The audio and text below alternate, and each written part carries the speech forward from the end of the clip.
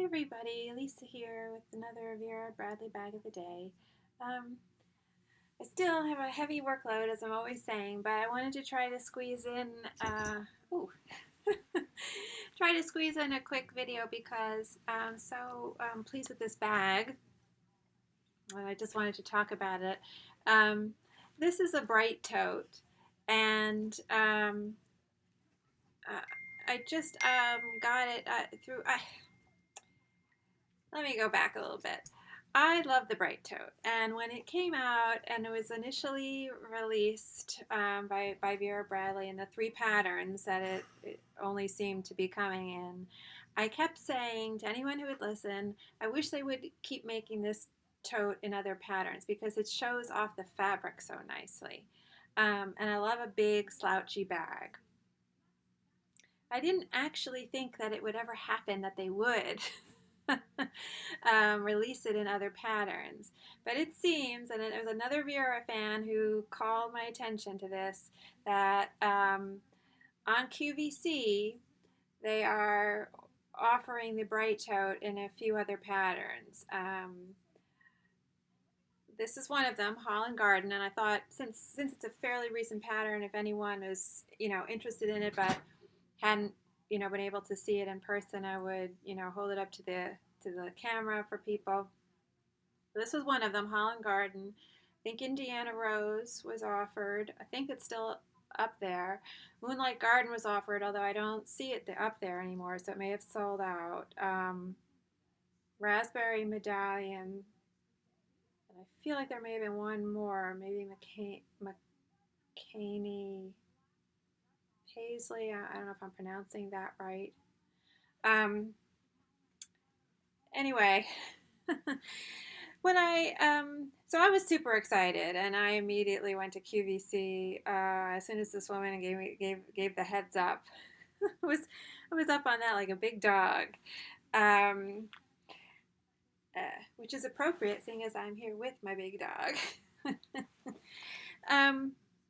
Anyway, so just so pleased, and it just came the other day, and today was my first time using it. I ran out earlier today to FedEx. When I initially saw Holland Garden, I thought it was very interesting, and I was drawn to it, and I found it appealing, and I thought for sure I was going to get something in it.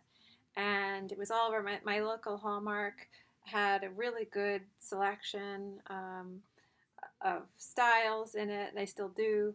But then I sort of, I guess my excitement kind of calmed down a little bit, and I started to look at it a little bit, and for some reason I just got it in my head. And I will go over the bag dimensions and stuff for people who are curious about the Bright Tote, and I'll put it on.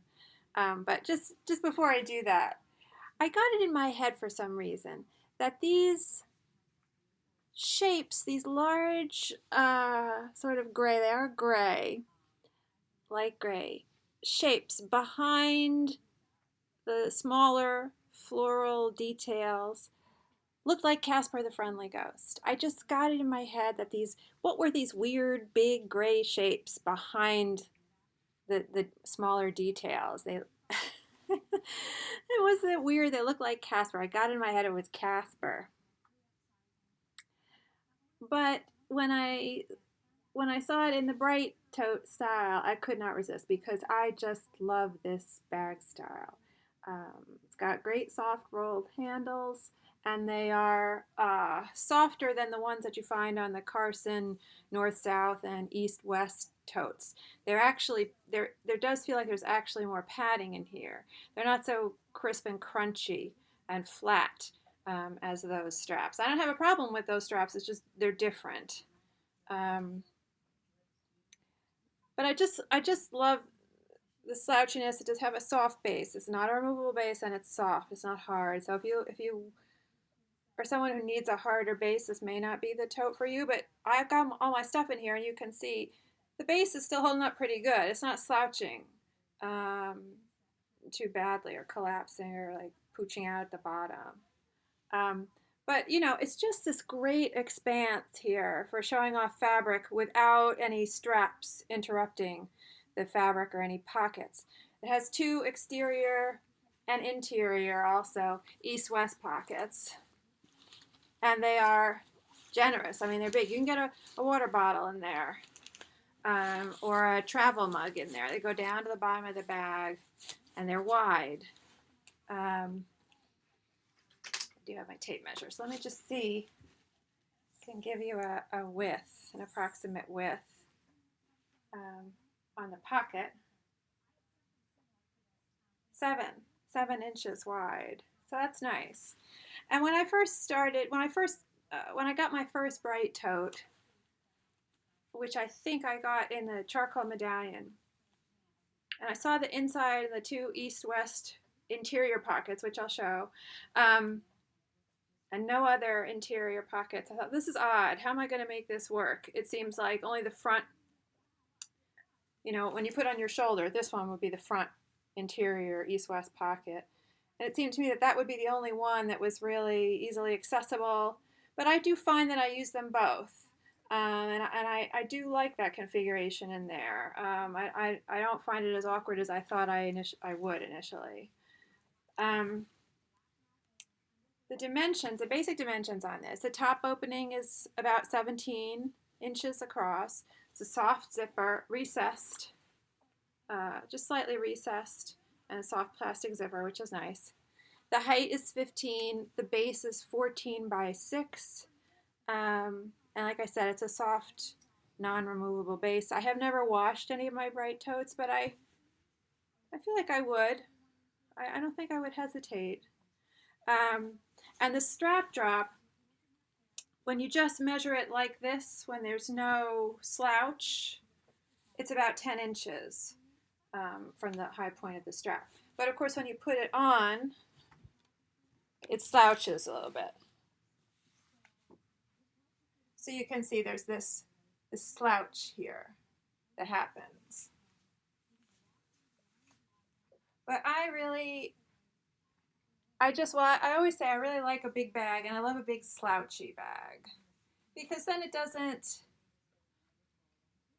feel so, because it's not so structured, it doesn't feel so humongous, like the iconic Vera, which, really keeps its sort of big square shape. This is more of a long rectangle, which I do feel is sort of an elegant shape, a little bit narrower looking. And it's comfortable against the body because it's so slouchy, it sort of conforms. And I do like this shorter strap drop. Even when it starts to slouch here, it's still way up under your arm. So like I've said in other videos, it gives me that feeling of security where I've got the bag tucked under my elbow there. I just like it from a distance, the pattern, even from a distance. I mean, it doesn't read, all the details don't read from a distance, but you get those Casper the Friendly Ghost shapes. I don't know how that got into my head. But anyway, so about the details in this pattern, you can see it's a black background. There's a very light gray in these Casper ghost shapes. But on top of that, you get all this additional line work, a variety of line work in black and white. Some of it is, black on white, but some of it is the white dropped out on the black. So that's interesting. And then these very pale pastel touches, again, almost like a primary color palette. Reminds me a little bit of Winter Palace, but the touches of color here are even lighter. Very pastel, very subtle. The sweet pinks in there. Peach, kind of peach color with the blue there. And then you get these gray, darker gray scroll work designs on the black. It's very, it is complex. There's a lot going on. Look at those shapes in the leaves. But I do like the dot, that delicate kind of like dot work, for lack of a better word. And something that I did think was interesting about this Bright Tote versus the other 3 that I have is the lining fabric. Now this lining, people have been noticing, I'm sure, that the lining fabric has changed. I don't know whether that's across the board, but it seems to be changed in this pattern, and it changed in Cat's Meow for sure, and it maybe has changed in other patterns that I, haven't seen in person, where it's not feeling as nylon-like. It's feeling more cotton-like. But what I thought was interesting is you can never find a fiber breakdown of that on any of the tags.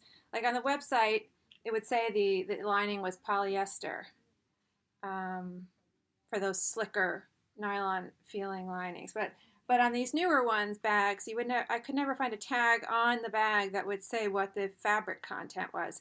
But on this Bright Tote, which I feel like they might have been calling a Bright Friday Tote on the QVC website. And I don't know whether this is going to be exclusive to QVC or what, but so far I've only seen it on QVC. But it had this tag, Vera Bradley, and it's blowing out. It is a Vera Bradley tag. But on the other side is just a breakdown of fabric content. And I thought that was interesting, so if I would share that.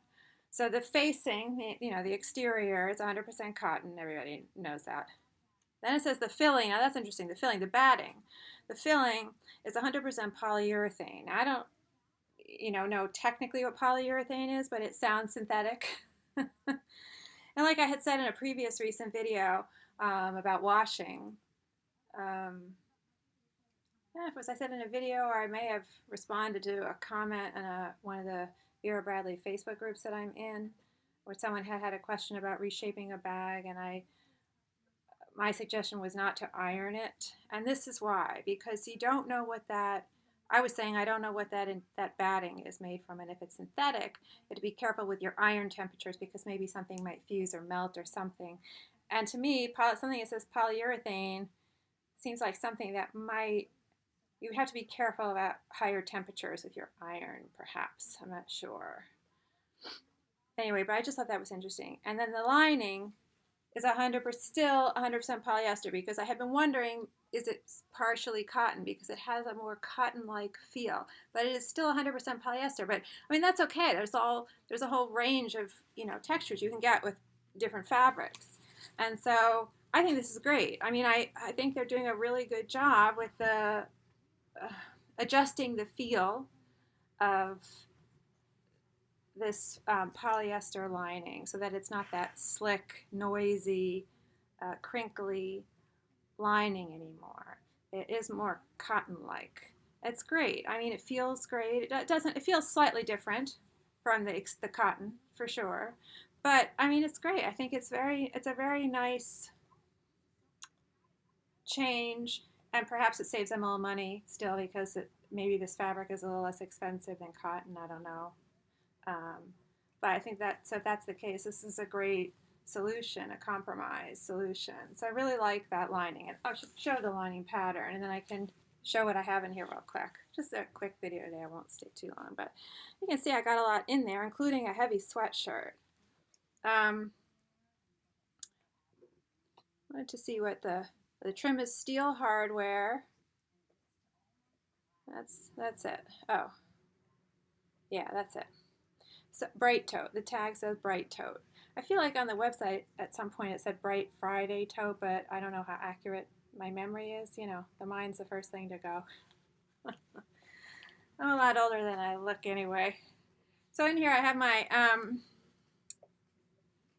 Carson cell phone crossbody that I'm just using sort of as a pouch in my bag, not as a crossbody. I removed the crossbody strap. I just slipped my phone in there. This is Cat's Meow. I just showed this recently in a video. I have my cell phone in there. Fits real good. So that was in there. I had that in the front east-west pocket. Easy access. Slips nicely in there. If I can show that. These interior east-west pockets are a good size also, just like the exterior ones. You can sort of see it lying in there in the bottom of the bag.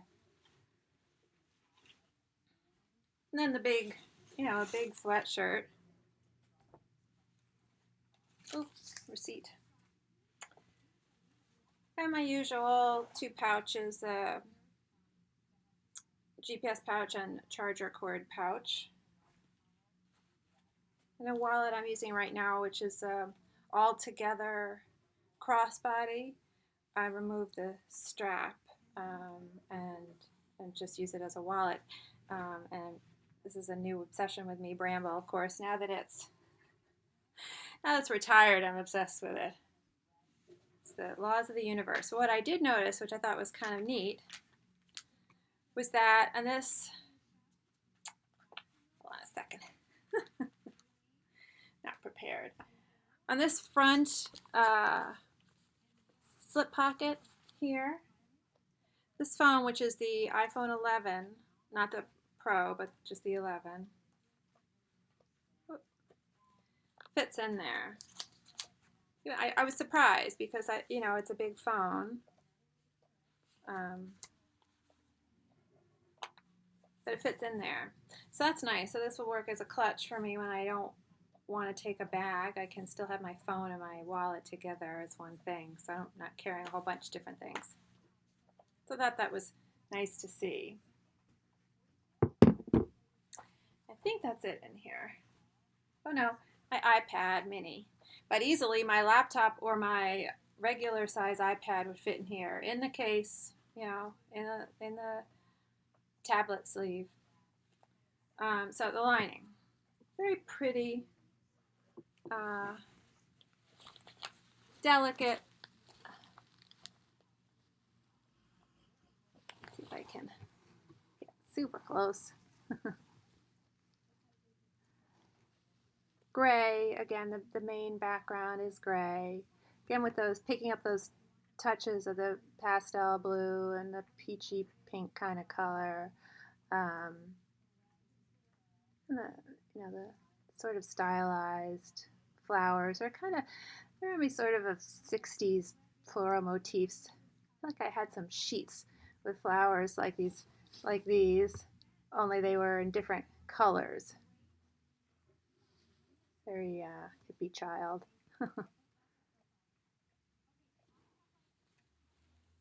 If you grew up in the 70s or you had a mom who bought sheets in the 60s, like I did,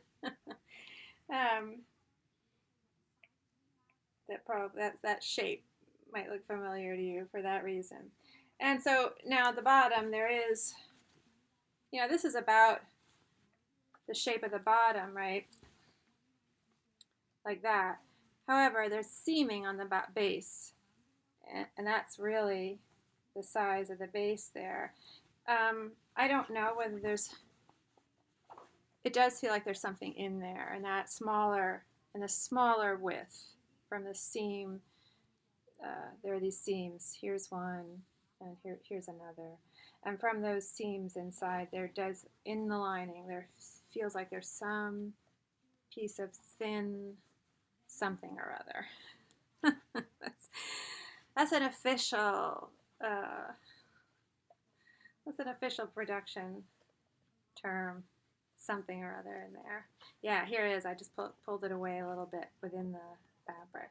So I don't know what that is. I can't tell what that is. It might be a piece of thick fabric almost, like canvas or something. Anyway, I do think I would take a chance and wash this. I get the feeling it probably wouldn't be a problem. Peaches, why does it sound like you're licking like a maniac on this bed? Peaches, please stop. Peaches, please stop. Sorry. Anyway, just a quick one today because I just really love the Bright Tote, and I was so excited to see it in a couple of other patterns. It gives me hope that maybe going forward, every now and then they'll put it out there in a couple of new patterns. I mean, I'm not greedy. I don't have to get them in all the patterns. I just was so appreciative that they did this because I do love this bag. And I should mention also, what I like about this versus the Carson North-South tote, I should have gotten my Carson out, is that where the strap's attached to the bag, they're attached with a fabric tab that matches the strap, and the body of the bag. And I really like that, rather than a piece of pleather there. Depending on the pattern and the color of the pleather, it can really stick out, really jump out and draw the eye, and draw attention to itself. But this just seamlessly, just falls into the body of the bag, disappears into the body of the bag. It's great. Just this really not a thing about this bag that I don't like. I love it. Thank you, Vera. Appreciate this bag very much, and I thoroughly enjoyed using it today. I love that I can get so much in it, and it just still has that nice slouchy look. So that's the bag of the day, the Bright Tote in Holland Garden. Thanks so much for watching, and hopefully see you next time on Vera Bradley Bag of the Day.